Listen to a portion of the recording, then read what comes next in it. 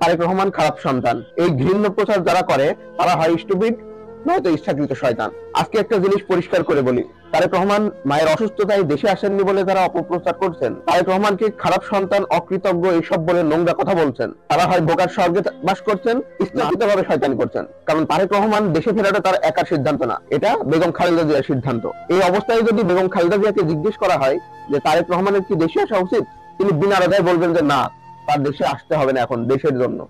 এবং তিনি আরো বলবেন যে তার এই মুহূর্তে দেশে আসা নিরাপদ নয়। কিন্তু একদল মানুষ এটা নিয়ে এই রাজনৈতিক খেলায় মত্ত।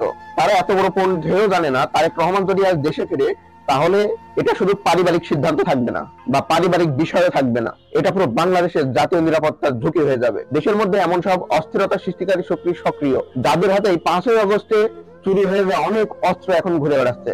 কারা এর অস্ত্র নিয়েছে, কারা অপেক্ষায় আছে, এটা বাংলাদেশের মানুষ খুব ভালো করে জানে।